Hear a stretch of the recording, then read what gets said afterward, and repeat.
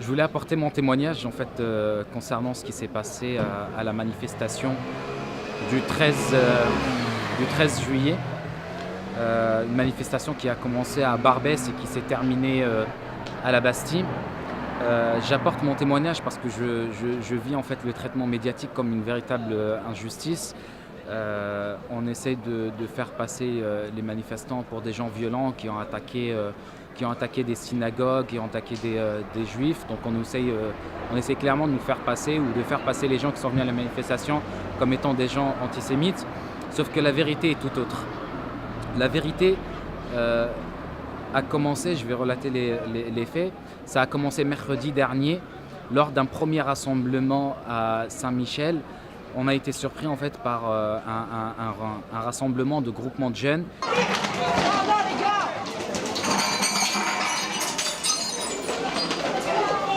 La FDJ, groupuscule terroriste, interdit aux États-Unis et en Israël et en France, vous les protégez. Il s'est avéré que c'était donc la Ligue de défense juive qui ont attaqué le rassemblement. Donc il y a eu une agression, il y a eu plusieurs personnes qui ont reçu des coups.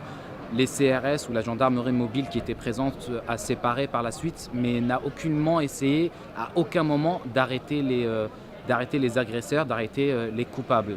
Ils ont tout simplement fait un cordon pour séparer les deux parties et ça s'est arrêté là.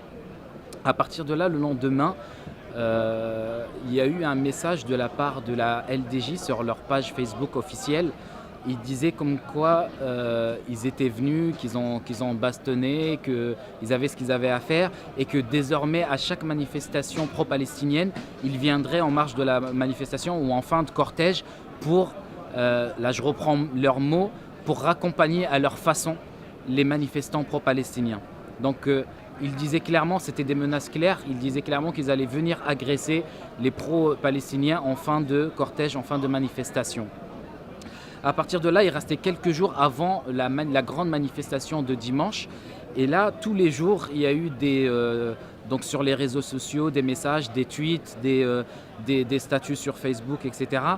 où les membres de la LDJ ont multiplié les provocations, invitant les gens à venir les rejoindre. Donc en fait, ils ont lancé un grand appel entre eux pour venir se regrouper le jour de notre manifestation à 5 minutes à pied, mais vraiment à 5 minutes à pied de l'endroit où devait se terminer la manifestation, c'est ce ne dire la provocation que c'est, et qui cherchait vraiment l'altercation. Donc ils se sont donné comme point de rendez-vous la synagogue la plus proche de notre manifestation, du point de chute de notre manifestation. Et ils ont multiplié, tous les jours, ils ont multiplié les provocations, appelant les propalos à venir les rejoindre s'ils voulaient en découdre. On a essayé de contenir, donc on a essayé de gérer au mieux pour que toute la manifestation, tout le cortège se passe bien. Le problème est lorsqu'on est arrivé à Bastille, la rue de la Roquette où se trouvait la LDJ donnait directement sur la place de la Bastille. Mais à un moment donné, il y a un groupe qui est arrivé, qui a brandi un drapeau à l'angle de la rue de la Roquette et de la place de la Bastille. Ils ont brandi un drapeau israélien et très vite, au bout de quelques minutes, des projectiles ont commencé à être lancés, des bouteilles, des bâtons, des chaises qui commençaient à envoler en direction des manifestants.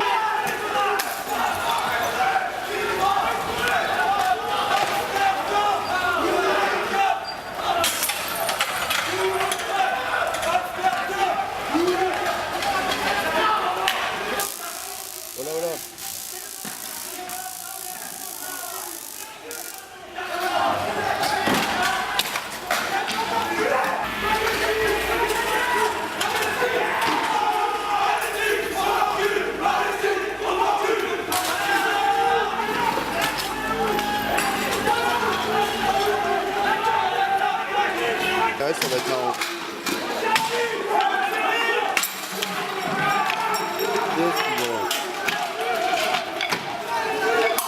C'est tellement notable là. À partir de là, tous les jeunes qui étaient présents, déjà surexcités, ont commencé à vouloir en découdre avec eux, donc on commence à attaquer.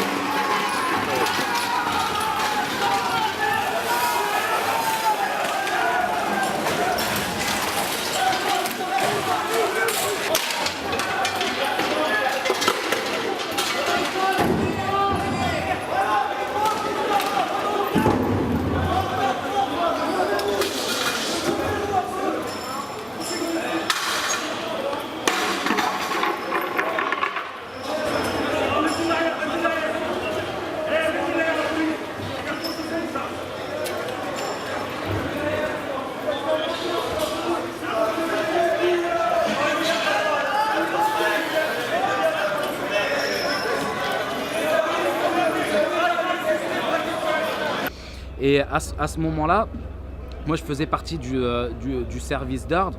On a appris que de l'autre côté, donc dans la rue de la Roquette, il y avait déjà des personnes qui étaient dans cette rue, des pro-palestiniens, des familles, des pères de famille, des mères de famille, des enfants qui rentraient chez eux. Pourquoi ? Parce que la station de métro Bastille était fermée.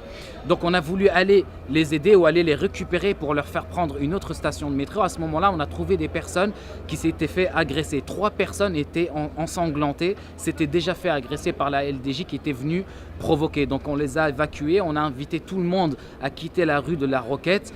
Après, je ne sais pas je ne suis pas arrivé jusqu'à l'endroit de la synagogue, donc je ne sais pas ce qui s'est passé exactement là-bas, mais en tout cas tout ce qui s'est passé, toute altercation qu'il y a eu ce jour-là était due aux provocations de la LDJ qui, je le rappelle, a agressé des gens mercredi et a agressé des gens en marge de la manifestation dimanche en fin de manifestation aux abords de la place de la Bastille. Donc pour faire simple, en fait, cette manifestation, on l'a prévue en urgence, avec l'urgence de la situation en Palestine actuellement et du massacre qui se fait à Gaza. Mais, mashallah, subhanallah, franchement, alhamdoulilah, on a réussi à rassembler énormément de monde, beaucoup plus que ce qu'on aurait espéré. On s'attendait vraiment 3, 4, voire 5 000 personnes. On parle maintenant de 20 à 30 000 personnes qui sont venues à la manifestation. Donc alhamdoulilah, ça s'est plutôt bien passé. Les gros cortèges, il y avait beaucoup de gens, les gens étaient vraiment remontés contre ce qui se passe.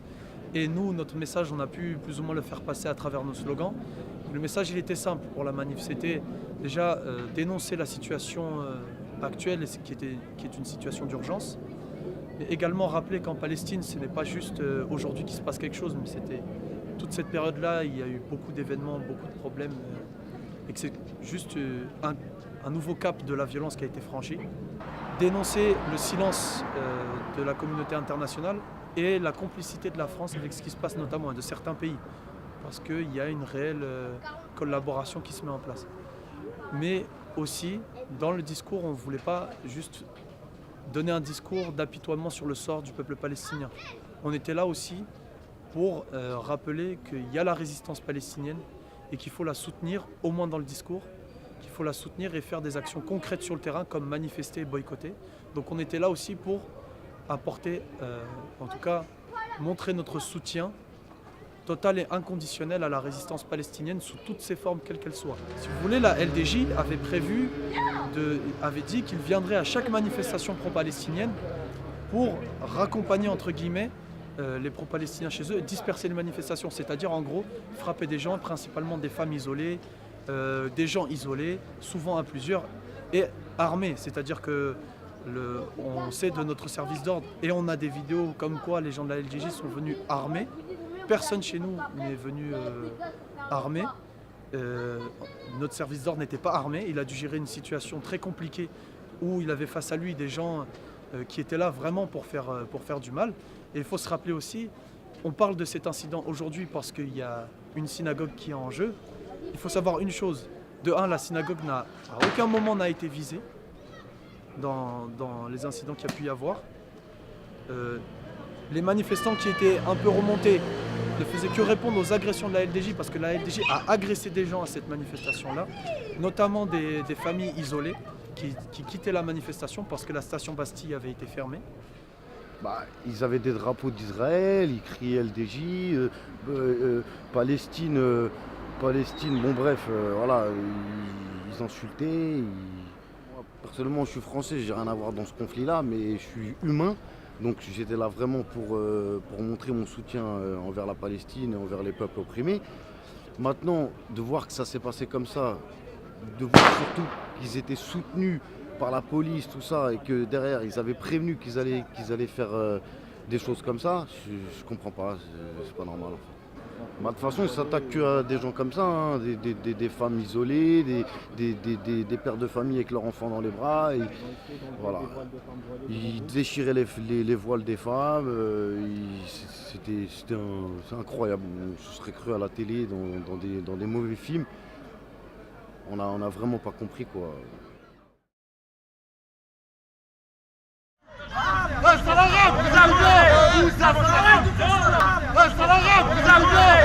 avons